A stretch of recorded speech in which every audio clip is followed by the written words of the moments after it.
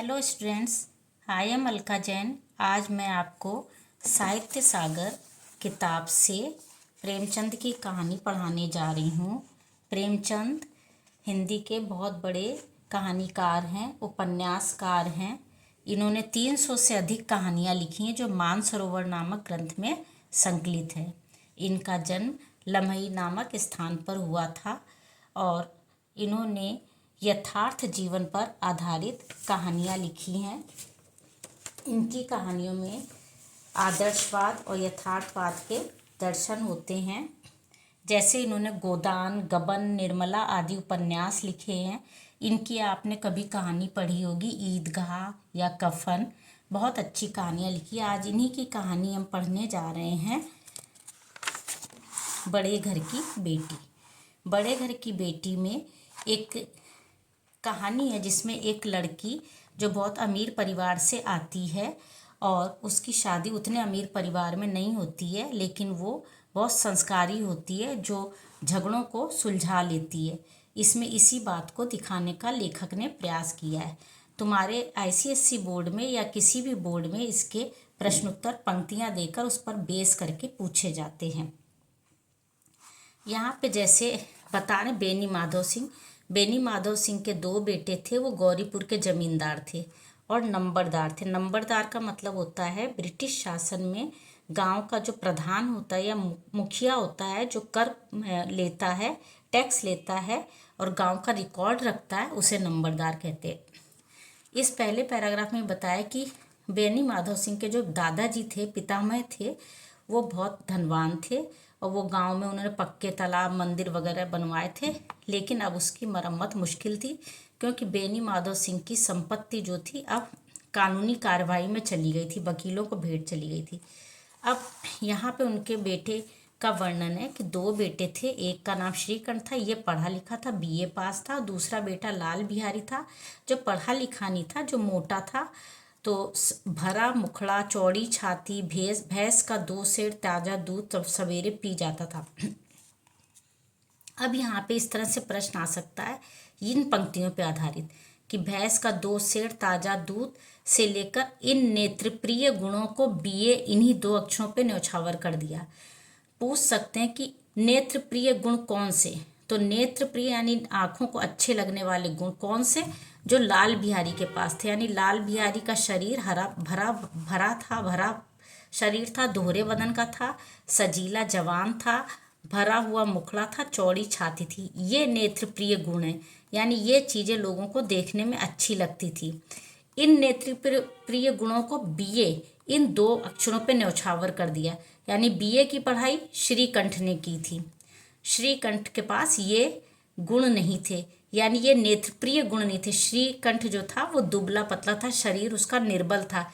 क्यों इस यहाँ पे लेखक लिख रहे हैं इन 2 अक्षरों ने। कौन से 2 अक्षरों ने? बीए की पढ़ाई ने उसके शरीर को निर्बल और चेहरे को कांतिहीन बना दिया था। इन 2 अक्षरों ने उनके शरीर को, यानी कि वो पढ़े लिखे थे, पढ़ाई लिखाई में इतना डूबे रहते थे कि उनका शरीर निर्बल और चेहरा कांतिहीन था। जबकि नेत्रप्रिय गुण, नेत्रों को सुंदर लगने वाले गुण किसके पास थे? वो लाल बिहारी के पास थे। नेत्रप्रिय गुण पूछेंगे, नेत्रप्रिय गुण कौन से हैं? तो नेत्रप्रिय गुण है भरा हुआ मुखड़ा, चौड़ी छाती। इसके बाद प्रश्न पूछ सकते हैं, सम्मिलित कुटुंब के तो वे एकमात्र उपासक थे। इस वाले पैराग्राफ में श्रीकंठ के विषय में बताया जा रहा है कि उन्होंने अंग्रेजी डिग्री प्राप्त तो कर ली थी, बीए पढ़ तो लिया था। उस समय अंग्रेजों का शासन था तो अंग्रेजी माध्यम से पढ़ना पड़ता था, लेकिन वो निंदा करते थे अंग्रेजी त्योहारों की, इन सब की। दशहरे के दिनों में बड़े उत्साह से रामलीला में सम्मिलित होते थे और पात्र का अभिनय करते थे। प्राचीन सभ्यता उनको पसंद आती थी। और सम्मिलित कुटुंब के, ये पंक्तियां देके पूछेंगे सम्मिलित कुटुंब का क्या मतलब है? संयुक्त परिवार के वे उपासक थे। आजकल की स्त्रियों को कुटुंब में मिलजुल कर रहने की जो अरुचि होती है, उसे वह जाति और देश दोनों के लिए हानिकारक समझते थे। और इनकी खुद की पत्नी भी थी, वो भी सोचती थी कि अच्छा है सम्मिलित परिवार में रहना, लेकिन अगर कोई झगड़ा हो, आपस में नहीं मिल पाए, तो अपनी खिचड़ी अलग पका लेनी चाहिए, अपना घर अलग कर लेना चाहिए, खाना अलग से पका लेना चाहिए। तो अगर ये पंक्तियां देंगे, पूछेंगे सम्मिलित कुटुंब के कौन एकमात्र उपासक थे, तो नाम लिखना पड़ेगा। वे का मतलब है भाई श्रीकंठ। और आजकल स्त्रियों को कुटुंब में मिलजुल कर रहने की जो अरुचि होती है, ये लाइन तो दे देंगे, पूछ लेंगे उनकी पत्नी कैसी थी, तो तुम्हें लिखना पड़ेगा वो भी इसी पैराग्राफ में कि उनकी पत्नी इस विषय में उनसे विरोध था। मतलब वो कहती थी कि सास ससुर देवर जेठ के साथ रह तो सकते मिलके, पर कुछ सहने पर भी परिवार का साथ में निर्वाह ना हो सके, परिवार साथ में ना चल सके, तो परिवार को छोड़ देना चाहिए, अपना खाना अलग पका लेना चाहिए। अब यहाँ पे इस वाले पैराग्राफ में पेज 33 पे ये आनंदी के मायके का वर्णन है कि वो उच्च कुल की लड़की थी। उसके पिता एक छोटी सी रियासत के तालुकेदार थे। तालुकेदार का मतलब था बड़े जमींदार थे। उसके घर में उसका घर बड़ा था, हाथी 3 कुत्ते ये सब था। और उसके पिता का नाम भूप सिंह था। और भूप सिंह अपनी की ये चौथी बेटी थी और सुंदर भी थी। तो इसका विवाह एक बार श्रीकंठ भूप सिंह के आए थे, तो उन्होंने उनको पसंद कर लिया और अपनी बेटी की शादी वहाँ कर दी। अब आनंदी तो बड़े घर की थी। इस वाले पैराग्राफ में पेज 33 के सेकंड पैराग्राफ में आनंदी के ससुराल का वर्णन है। आनंदी अपने नए घर में आई तो यहाँ रंग ढंग कुछ और देखा। जिस तरह से वो टीम टाम से यानी बनाव श्रृंगार के साथ बचपन से अपने यहाँ रहती थी, वो तो यहाँ था नहीं। यहाँ तो सुंदर बहली भी नहीं थी, यानी छोटी गाड़ी होती है जो, वो बहली भी इनके यहाँ नहीं थी। रेशमी स्लीपर साथ लाई थी, चप्पलें लाई थी, पर यहाँ गार्डन भी नहीं था, बाग भी नहीं था, खिड़कियाँ नहीं थी, जमीन पे फर्श नहीं था, कुछ भी नहीं था। लेकिन यहाँ पे किंतु आनंदी ने थोड़े दिनों में अपने आप को इस नई परिस्थिति के अनुकूल ऐसे बनाया मानो विलास के साधन उसने कभी देखे ही नहीं। यानी वो इस परिवार में आके एडजस्ट हो गई थी, बिल्कुल आराम से रहने लगी थी। अब यहाँ पे कहानी जो मेन झगड़ा आनंदी का अपने देवर लाल बिहारी से हुआ था वो लिखा है। एक दिन दोपहर के समय लाल बिहारी 2 चिड़िया लाया, अपनी भाभी से बोला पका दो। अच्छा, यहाँ पे बड़े घर की बेटी किफ़ायत क्या जाने लिखा है, वो बचत करना क्या जाने। जैसे किसी के घर में, हम लोग के घर में भी कोई आ जाता है, सामान कम है तो थोड़ा इसमें यूज़ कर लिया, थोड़ा उसमें यूज़ कर लिया, संभल संभल के काम कर लिया। आनंदी ने क्या करा, मांस पकाने में ही सारा घी डाल दिया जो था, दाल में डाला नहीं। अब लाल बिहारी को जब वो खाना खिलाने बैठी तो देखा, लाल बिहारी जोर से बोला अभी परसों ही घी आया था, ख़त्म कहाँ हो गया, दाल में घी क्यों नहीं पड़ा, वो ये पूछने लगा। आनंदी ने कहा भाई पाव भर रहा होगा, सब मांस में डाल दिया। अब यहाँ पे इस पैराग्राफ में बताया लेखक ने कि जिस तरह सूखी लकड़ी जल्दी से जल उठती, आग लगाओ लकड़ी में, तो उसी तरह क्षुधा, क्षुधा का मतलब होता भूख, भूख से पागल, बावला मीन्स पागल हुआ मनुष्य, अगर हमें भूख लगती है बहुत गुस्सा आता है। तो लाल बिहारी को भावच, उसकी भाभी ने कहा नहीं भाई घी जितना था डाल दिया, दाल के लिए बचा ही नहीं, उसे ये अच्छा नहीं लगा। गुस्सा होकर बोला कि मैके में तो जैसे घी की। अब उसके मायके को, उसके पीहर को बुरा भला कहने लगा। यहाँ देखो प्रेमचंद ने इस वास्तविकता को लिखा, यथार्थ को लिखा है कि स्त्रियां गालियां तो सह लेती है, मार भी सह लेती, पर मैके की निंदा नहीं सहती है। आनंदी मुंह फेर कर बोली हाथी मरा भी तो 9 लाख का। मुंह घुमा के बोली, मतलब उसकी तरफ से मुंह हटा लिया। हाथी मरा भी तो 9 लाख का, मतलब ऐसी बात करें अगर हाथी कोई मर जाए तो हाथी के तो दांत बहुत मूल्यवान होते हैं, तो वो मतलब ऐसी जैसे हाथी कोई मर जाए, मर भी गया और वो 9 लाख का भी हो गया मरने के बाद भी, क्योंकि उसके तो दांत निकाल लिए थे। तो कह रही ऐसे ही वो हमारे मैके को कह रहा है, हमारे मैके के लिए क्या कह रहा है, ऐसी बात क्या कह रहा है। हमारे यहाँ तो कह रही इतना घी नाई कहारी खा जाते, जो काम करने आते वही खा जाते। अब लाल बिहारी को और गुस्सा आ गया, थाली फेंक दी उठा के, कह रहा जीभ खींच लूँ। अब ये दोनों भाई देवर भाभी में झगड़ा हो गया। अब अनपढ़ उज्जट अनपढ़ तो था ही, उसने खड़ाऊ उठा के, लकड़ी की चप्पल होती है ना, वो उठा के आनंदी की ओर जोर से फेंक दी। कह रही जिसके गुमान पर फूली हुई हो उसे भी देखूंगा तुम्हें। मान लो पेपर में ये लाइन आ जाए, खड़ाऊ से लेकर यहाँ तक। अब पूछेंगे खड़ाऊ उठाकर आनंदी पे किसने फेंक दी, तो खड़ाऊ उठाकर आनंदी पर लाल बिहारी ने फेंक दी, वो उसका देवर था। उसने खड़ाऊ क्यों फेंक दी, तो उसने खड़ाऊ इसलिए फेंक दी कि आनंदी से वो चिड़िया लाया था, बनाने को कहा था, तो आनंदी ने सारा घी उसी में डाल दिया और दाल में घी नहीं डाला, इसलिए उसे गुस्सा आ रहा था।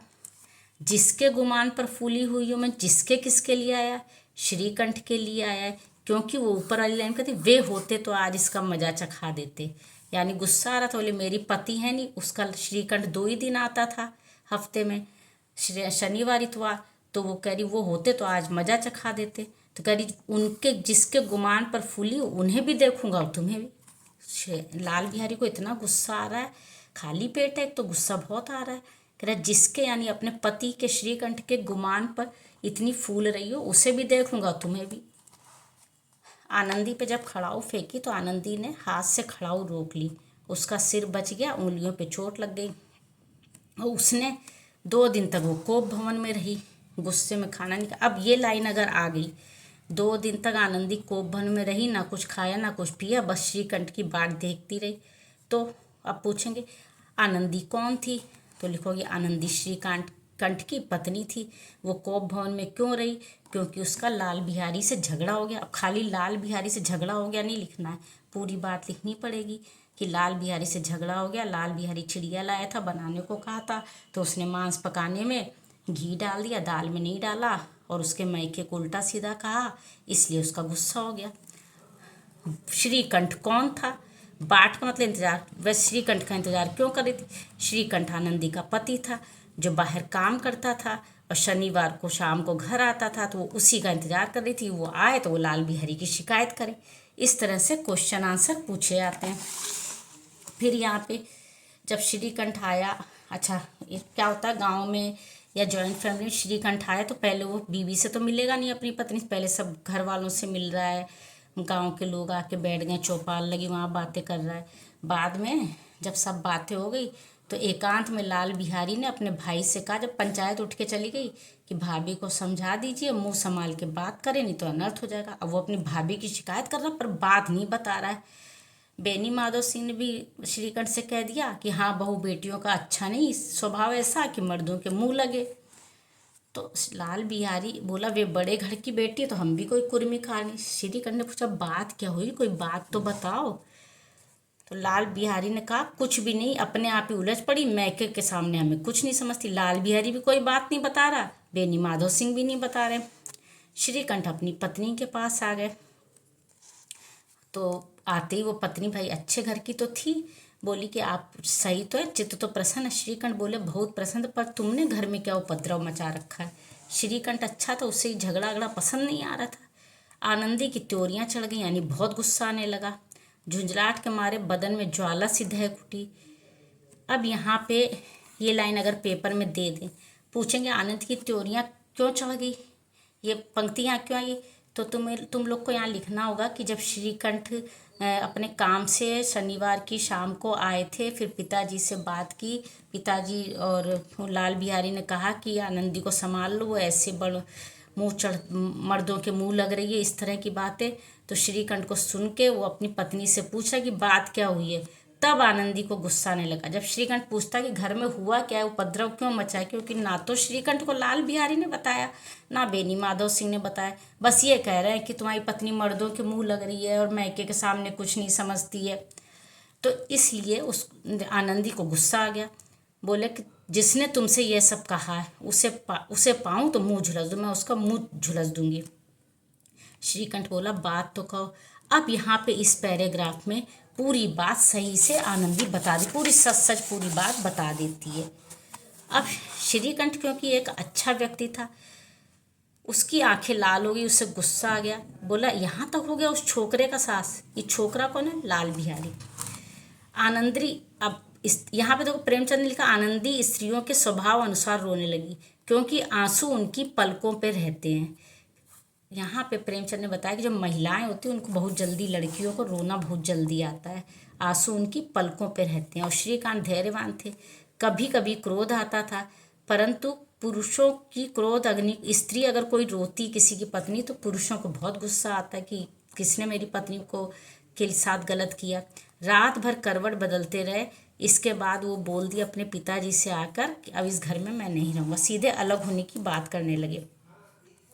इस तरह की विद्रोहपूर्ण बातें कहने पर श्रीकंठ सिंह ने कितनी बार अपने मित्रों को आड़े हाथ लिया। आड़े हाथ लिया मतलब उनको कितनी बार डांट फटकार लगाई। श्रीकंठ संयुक्त परिवार को मानते थे, अभी पहले पढ़ा कहानी में, कई बार उनके मित्र लोग गलत बात करते थे तो वो यही समझाता था भाई संयुक्त परिवार में रहना चाहिए, लेकिन आज दुर्भाग्यवश उसे खुद कहना पड़ा, वो अलग होना चाह रहा था। श्रीकंठ सिंह बोले, इसलिए मुझे अपनी प्रतिष्ठा कुछ ख्याल है, अब आपके घर में अन्याय हट हो रहा है। जिनको बड़ों का आदर सम्मान करना चाहिए वे सिर चढ़ते, मैं दूसरे का नौकर ठहरा। ये क्यों कहा है? क्योंकि वो ब्रिटिश शासन में कहीं पे नौकरी करता था, घर पे ये रहता नहीं था, तो स्त्रियों पे खड़ा वो जूतों की बौछार हो रही, ये उसको अच्छा नहीं लग रहा था। इसके बाद श्रीकंठ ने उत्तर, वो कहते हैं ना, बेनी माधव सिंह कहते हैं इसके पहले वाले पैराग्राफ में कि स्त्रियां ऐसे घर का नाश कर देती हैं। श्रीकंठ ने उत्तर दिया, आपके आशीर्वाद से मैं मूर्ख नहीं भाई, पढ़ा लिखा मूर्ख तो था नहीं। अब ये लाइन अगर आ जाए पेपर में, जिस स्त्री की मान प्रतिष्ठा का ईश्वर के दरबार में उत्तरदाता हो, कोई पत्नी किसी की बेटी सब कुछ छोड़ के, माता पिता को छोड़ के ससुराल आती है, वहाँ पे उसका रखवाला उसका पति होता है। तो वही यहाँ पे श्रीकंठ कह रहा है कि मान प्रतिष्ठा का ईश्वर के दरबार में मैं उत्तरदाता हूँ। यदि ईश्वर ने मुझसे पूछा कि मैं अपनी पत्नी की रक्षा नहीं कर पाया तो मैं क्या करूँ, वहाँ तो मुझे जवाब देना पड़ेगा। उसके प्रति ऐसा घोर अन्याय और पशुवत व्यवहार असह्य, मेरे लिए असहनीय है, मैं सह नहीं सकता। अब बेनी माधव सिंह को भी गुस्सा आ रहा है ऐसी बात। बोले, लाल बिहारी तुम्हारा भाई है, उससे भूल हो गई, उसके कान पकड़ो लेकिन घर छोड़। अब देखो, बेनी माधव सिंह का पिता, उनके अगर 2 बेटे तो किसी हाल में नहीं कोई पिता चाहता है कि मेरा एक बेटा घर से अलग होकर रहे। एक पिता यही चाहता है मेरे जितने बच्चे, 2 बेटे तो दोनों साथ रहे, 3 है तो तीनों साथ रहे। तो उन्होंने कहा कि उसको डांट लो, जो भी कर लो, लेकिन ऐसा मत करो। इन्होंने कह दिया, श्रीकंठ ने लाल बिहारी को, मैं भाई नहीं समझता। इस तरह से कुछ देर दोनों चुप रहे। ठाकुर साहब लड़के का क्रोध शांत कर। अब इस पैराग्राफ में क्या दिखाया है कि इन पिता और बेटे में जो बात हो रही श्रीकंठ और बेनी माधव में, वो कह रहा ना मैं घर छोड़ के जाना चाहता हूँ, गाँव के लोग आ गए यहाँ इनके घर में, हुक्के चिलम के बहाने वहाँ आके बैठते थे, आ गए। इनको बड़ा मज़ा आ रहा है, दूसरे लोग तो मज़े लेते ही पड़ोसी, ये आ गए क्योंकि इनके घर में बहुत अच्छे से सब चलता था, सब नीति परक बातें होती थी बेनी माधव के सिंह में। आज इनको बड़ा मज़ा आ रहा है। इस बात को बेनी माधव सिंह समझ गए। यहाँ पे लिखा ना, बेनी माधव सिंह पुराने आदमी थे, यानी अनुभवी। पुराने का मतलब होता है अनुभवी आदमी थे। तो ये समझ गए पड़ोसियों के भाव के, ये लोग मज़े लेने आ रहे हैं। तो इन्होंने मन में सोचा, इन द्वेषियों को ताली नहीं बजाने दूंगा, यानी इनको मज़े नहीं लेने दूंगा। तुरंत बोले, बेटा मैं तुमसे बाहर नहीं, तुम्हारा जो जी चाहे करो, अब तो लड़के से अपराध हो गया। अब मान लो पेपर में ये लाइन दे दे और पूछेंगे कि बेनी माधव सिंह ने अचानक अपनी बात से पलट कैसे गए, अभी तो कह रहे थे कि मर्दों के मुंह नहीं लगना चाहिए सब। तो तुम लोग को लिखना पड़ेगा, क्योंकि जब श्रीकंठ बेनी माधव सिंह से बात कर रहा था घर छोड़ने की, उसी समय मोहल्ले के लोग आ गए और हुक्के चिलम के बहाने और मज़े लेने के लिए। बेनी माधव सिंह अनुभवी आदमी थे, इस बात को समझ गए। तो उन्होंने सोचा कि घर की बात बाहर नहीं जानी चाहिए। तो उन्होंने धीरे से अपने श्रीकंठ से कह दिया कि तुम्हें जो करना करो, अब तो लड़के से अपराध हो गया। इलाहाबाद का अनुभव रहित झल्लाया व ग्रेजुएट, किसको का? ये श्रीकंठ है, वो इलाहाबाद का अनुभव रहित, उसे कोई एक्सपीरियंस तो है नहीं, वो ग्रेजुएट है, बीए पढ़ चुका है। उसे डिबेटिंग क्लब में अपनी बात पर अड़ने की आदत थी। इन हथकंडों की खबर नहीं थी। कौन सा हथकंडा?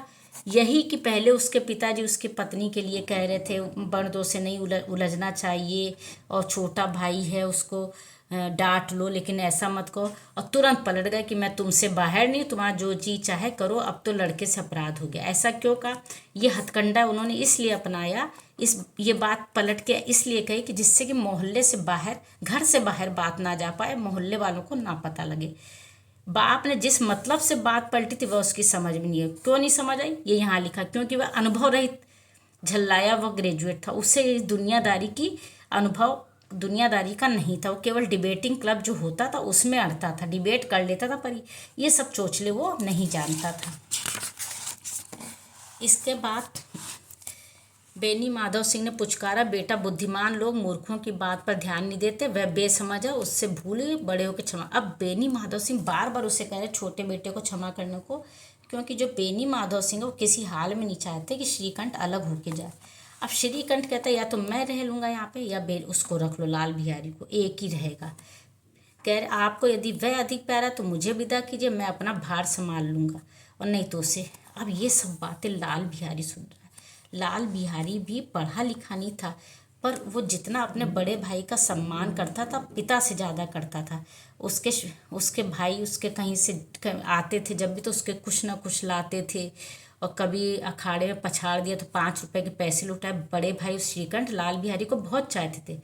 अब यहाँ पे लाल बिहारी सब बातें सुन रहे हैं कि श्रीकंठ तो घर छोड़ कर जा रहा है। अब उससे भी घबराहट हो रही है। वो यहाँ खड़ा खड़ा सुन रहा है। कह रहा है, ऐसे भाई के मुंह से आज ऐसी हृदय विदारक बात सुनकर लाल बिहारी को बड़ा ग्लानि हुई, बड़ा पश्चाताप हुआ। वह फूट फूट कर रोने लगा। पछता रहा था कि मैंने क्यों ऐसा कर दिया। अब भैया चले जाएंगे, क्योंकि उसे तो ये लग रहा था, उसने तो समझा था कि भैया मुझे बुलाकर समझा देंगे, और इसके विपरीत तो कठोर बन गए थे, घर छोड़ने की बात कर रहे थे। अब यहाँ पे अब क्या करा जाए। यहाँ पे वो भाभी के दरवाजे पे आ गया, कमरे के पास। बोला कि भैया इस मेरे साथ नहीं रहेंगे, मेरा मुख नहीं देखना चाहते, मैं जा रहा हूँ, क्षमा कर देना। अब लाल बिहारी सिर झुकाए आनंदी के द्वार पे खड़ा था। उसी समय श्रीकंठ भी आंखें लाल किए हुए आ गया, और भाई ने देखा तो घृणा से आंखें फेर ली, कतरा कर निकल गए। लाल बिहारी श्रीकंठ को लाल बिहारी पे गुस्सा ही आ रहा था, तो उन्होंने अपनी आंखें घृणा से फेर ली और कतरा कर निकल गए।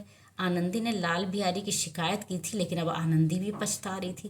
कह रही थी शिकायत की थी और ये तो बहुत ही गुस्सा हो गए मेरे पति, तो श्रीकंठ तो बहुत गुस्सा हो गए। तो श्रीकंठ को देखकर आनंदी का लाल बाहर बहुत रो रहे। अब वो तो गुस्से में ही है। श्रीकंठ करे मैं क्या करूँ। करे भीतर बुला लो, मेरी जीभ को आग। अब यहाँ पे इससे भी पश्चाताप हो रहा है। किसको? आनंदी को। कह रही मैंने कहाँ से झगड़ा उठा ली, कहाँ से मैं गुस्सा हो गई। तो पछताओगे, वो कह रही बुला लो। कर पछताओगे, उन्हें बहुत दुख हो रहा, बुला लो। श्रीकंठ सिंह नहीं उठे। इतने में लाल बिहारी ने फिर कहा, भाभी भैया से मेरा प्रणाम कह दो। लाल बिहारी एकदम से जाने लगा। तो उसने आनंदी ने उसका हाथ पकड़कर उसे रोक लिया। वो कह रहा मैं तुम लोगों के साथ रहने योग्य नहीं, तुम्हें मेरी सौगंध, अब एक पग भी आगे नहीं बढ़ना। वो सौगंध दे देती है। श्रीकंठ का हृदय, अब ये लाइन अगर आ जाए पेपर में, श्रीकंठ का हृदय भी पिघला। उन्होंने बाहर आकर लाल बिहारी को गले लगा लिया। दोनों भाई फूट फूट कर रोए। इतना सा दे दे। अब पूछेंगे श्रीकंठ का हृदय किस बात पे पिघला। अब तुम्हें यहाँ पूरी बात लिखनी पड़ेगी कि लाल बिहारी का झगड़ा उसकी भाभी आनंदी से हो गया था। तो इसी क्रोधवश श्रीकंठ वो घर छोड़ना चाह रहे थे, क्योंकि लाल बिहारी ने उसकी पत्नी पर हाथ उठा चप्पल खड़ाऊ से वार किया था, उसके मैके को बुरा भला कहा था।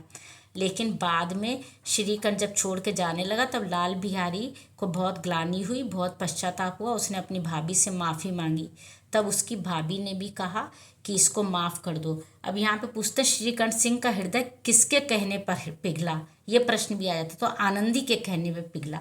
आनंदी ने उससे कहा भाई माफ़ कर दो, मुझसे गलती हुई, मैंने क्यों शिकायत कर दी इसकी। उन्होंने बाहर आकर लाल बिहारी को फिर गले लगा लिया। यहाँ पर बड़े घर की बेटी, ये जो है मेरी माधव सिंह बाहर से आ रहे थे।